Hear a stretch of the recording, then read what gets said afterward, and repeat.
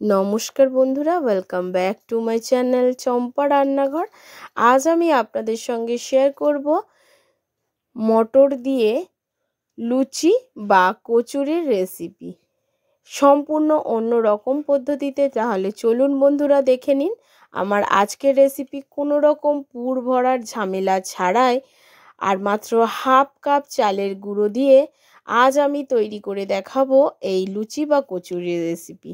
এটা বানানোর জন্য প্রথমে আমি একটা মিক্সিং জারের মধ্যে 1 কাপ মতো নিয়ে নিচ্ছি কাঁচা মটর। এর মধ্যে আমি দিয়ে দেব 1 ইঞ্চি আদা, দিয়ে দেব 2 থেকে 3টে কাঁচা লঙ্কা, দিয়ে দেব 1 মুঠো ধনেপাতা। আপনারা যে সকল বন্ধুরা পেঁয়াজ বা রসুন খেতে পছন্দ করেন তারা এই সময় 1 টুকরো পেঁয়াজ আর 4-5 কোয়া রসুন দিয়ে দেবেন। আর দিয়ে দিচ্ছি এখানে 1 চামচ গোটা জিরে। গোটা জিরে দেওয়ার কারণে কিন্তু কচুরির দুর্দান্ত একটা টেস্ট আসবে। আর দিয়ে দিচ্ছি হাফ চামচ চিনি। আপনাদের যদি অপছন্দ হয় এটাকে স্কিপ করবেন। এখন সামান্য একটু জল দিয়ে দেবো, দিয়ে এটার একটা মিহি পেস্ট তৈরি করে নেব।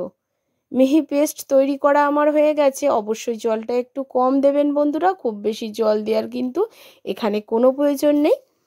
এবারে চলে যাব পরের প্রসেসে।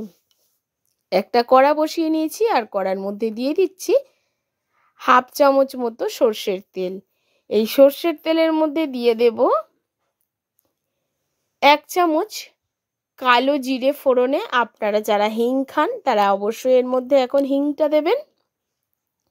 অ্যালার্জির কারণে আমি হিংটাকে দিই না, আপনারা চাইলে এখানে অবশ্যই হিং ব্যবহার করবেন, তাতে কিন্তু দুর্দান্ত একটা টেস্ট আসবে।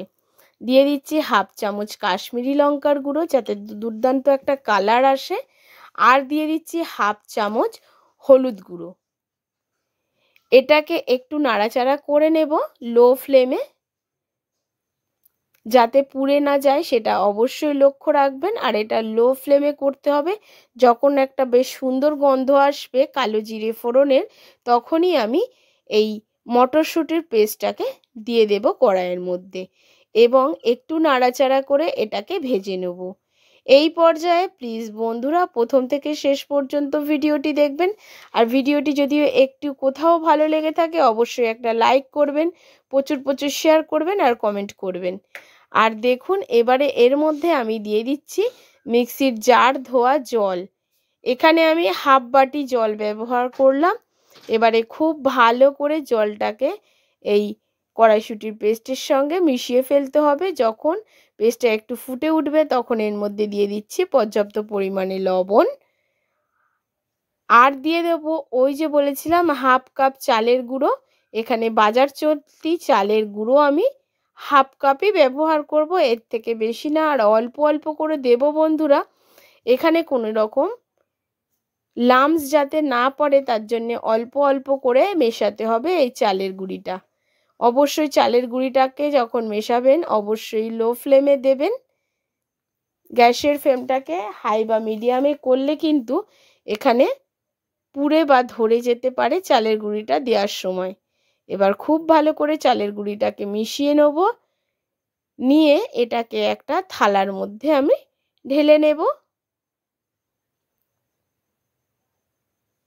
এটাকে কিন্তু খুব ভালো করে মেশাতে হবে বন্ধুরা, যাতে কোনো রকম লাম্পস না থাকে। এইভাবে আপনারা অন্তত একবার এই লুচিটা বা কচুরিটা বানিয়ে খেয়ে কিন্তু দেখতেই পারেন। যারা পুর ভরতে পারেন না, বেলতে গেলে ফেটে যায়, তারা অবশ্যই এইভাবে একবার কচুরিটা বানিয়ে খেয়ে দেখবেন।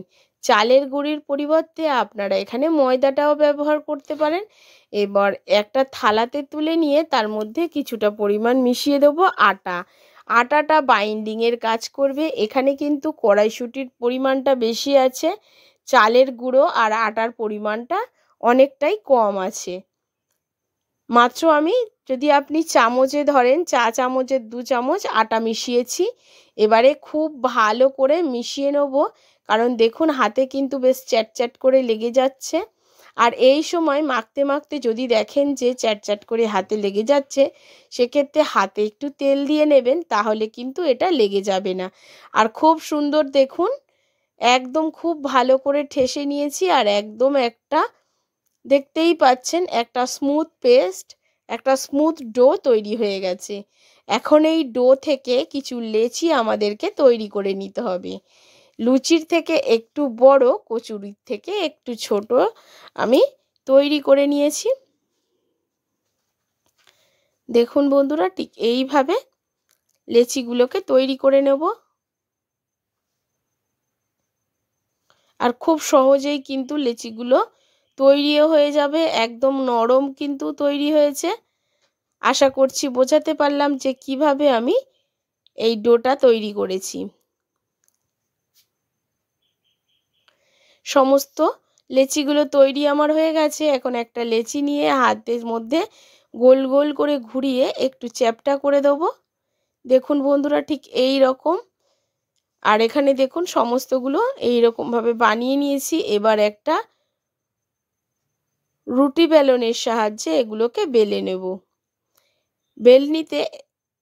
বেলন চাকিতে একটু তেল বুলিয়ে দিয়েছি, আর বেলন কাঠিটাতেও একটু তেল বুলিয়ে নেব।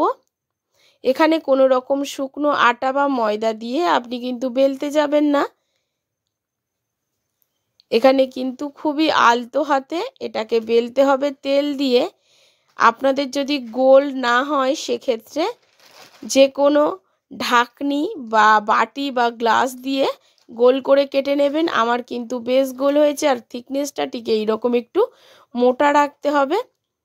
এইভাবে সমস্ত লেচিগুলোকে আমি বেলে নিয়ে ফিরে আসব। এটা কিন্তু খেতে খুবই টেস্টি ছিল বন্ধুরা। দেখুন কতটা স্মুথভাবে এটা বেলা হয়ে যাচ্ছে, আপনারা নিশ্চয়ই বুঝতে পারছেন।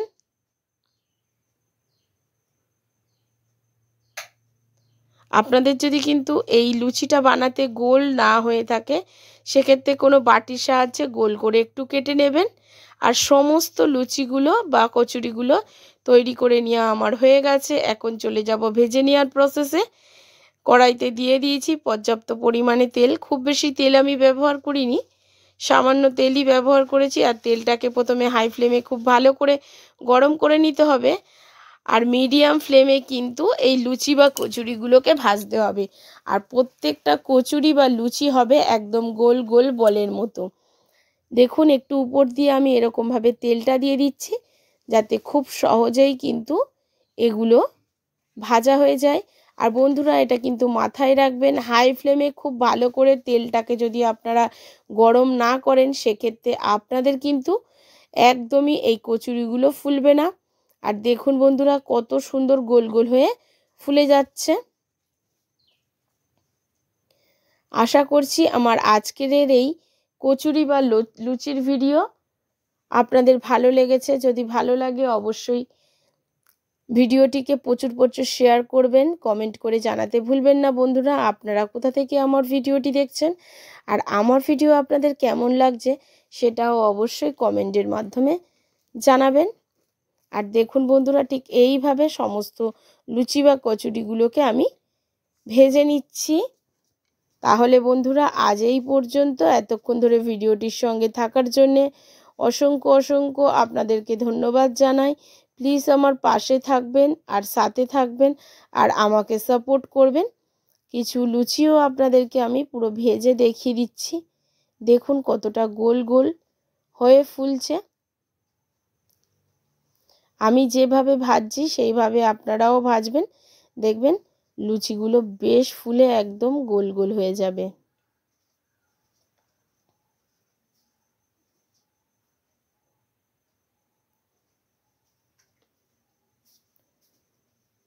নমস্কার বন্ধুরা, আবারও ফিরে আসব নতুন কোনো ভিডিওর সঙ্গে। এতক্ষণ ধরে ভিডিওটির সঙ্গে থাকার জন্য অসংখ্য ধন্যবাদ। এগুলো কিন্তু বেশ সফট সফট হয়। অবশ্যই অবশ্যই করে একবার এইভাবে বাড়িতে এই কচুরিটা বানিয়ে খেয়ে আর দেখবেন, আর আমাকে কমেন্ট